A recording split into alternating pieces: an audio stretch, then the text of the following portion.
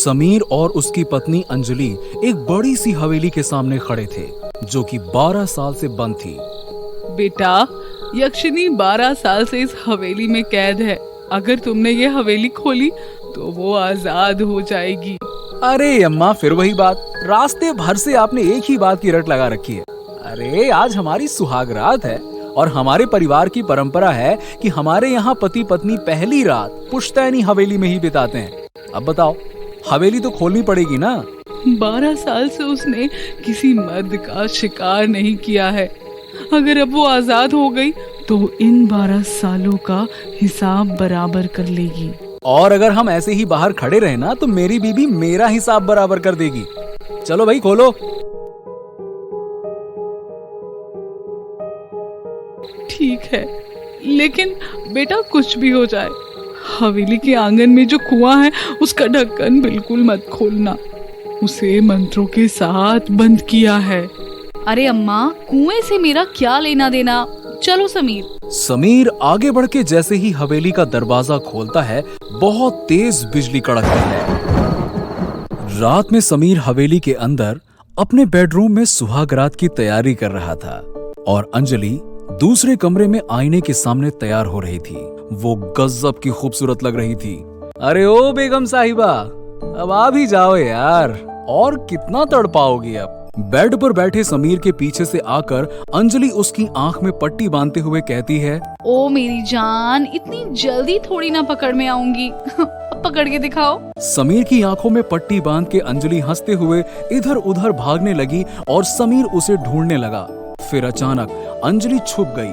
समीर को अंजलि की आवाज नहीं आई तो वो ढूंढते हुए गलती से कमरे से बाहर निकल गया और आंगन में पहुंच गया। जैसे ही समीर कुएं के आंगन के पास पहुंचा, उसे एक आवाज आई, मैं यहाँ हूँ, आओ ना मेरे पास। ये आवाज सुन समीर हैरान रह गया। उसने तुरंत अपनी आंख से पट्टी हटाई और कुएं के पास गया। मैं नीचे हूँ, आओ ना, यहीं सुहागरात मनाते हैं, मजा आ जाएगा। ये सुन समीर को समझ नहीं आया कि आखिर अंजलि इस बंद कुएं के नीचे कैसे पहुंच गई। घबराए हुए समीर ने आखिरकार 12 साल से बंद पड़े कुएं का ढक्कन खोल दिया और जैसे ही उसने ढक्कन खोला, एक बला की खूबसूरत औरत निकलकर बाहर आ गई। समीर इसे देखकर हैरान था। उसने आज से पहले इतनी खूबसूरत औरत कभी नहीं देखी थी और ये कोई और नहीं, यक्षिणी थी जो इस कुएं में कैद थी। कुएं के ऊपर हवा में खड़ी यक्षिणी ने अपनी शक्ति से समीर को अपने पास खींच लिया और अब दोनों हवा में खड़े थे। यक्षिणी ने समीर के कमर में हाथ रखा और दूसरा हाथ उसके चेहरे पर फेरते हुए बड़े प्यार से कहा, मैं ज्यादा खूबसूरत हूँ या वो? तुम। तो सुहागरात मेरे साथ मनाओगे या उसके साथ? तुम्हारे साथ।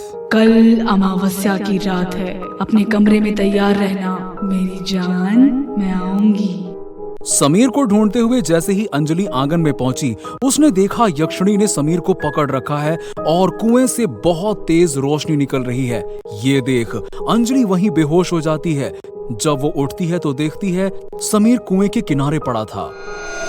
अगले दिन शाम को जब अम्मा हवेली में आई तो उसने देखा कि कुएं का ढक्कन खुला हुआ है। ये देखकर वो घबरा गई और भागते हुए अंजलि के कमरे में गई।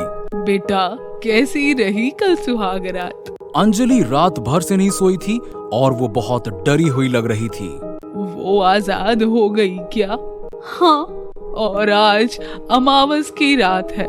आज वो तुम्हारे पति के साथ संभोग करेगी और तुम्हारे सामने और उसे मार देगी।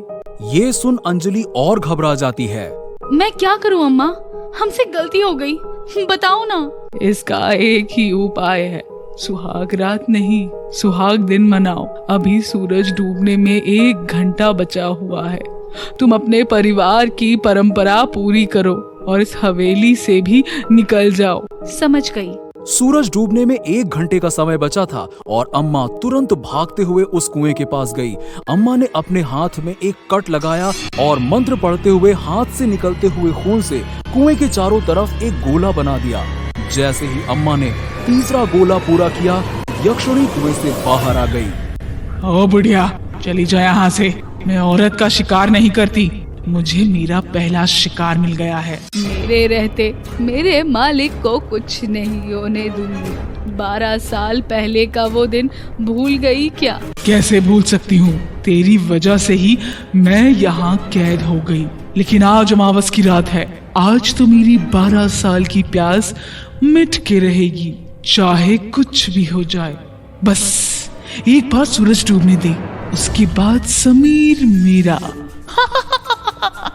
ये सुनते ही अम्मा मंत्र और तेजी से पढ़ने लगी। उसने देखा अंजलि और समीर दोनों अपना सारा सामान लेकर आंगन में आ गए थे। दोनों कुएं के ऊपर हवा में तैर रही यक्षिणी को देख हैरान थे। ओ समीर बाबू, बस 5 मिनट और फिर हम दोनों आज रात सुहाग रात मनाएंगे। मैं अंजलि के सिवा किसी और के बारे में सोच भी नहीं सकता, तुझे तो मैं हाथ भी न लगाऊं।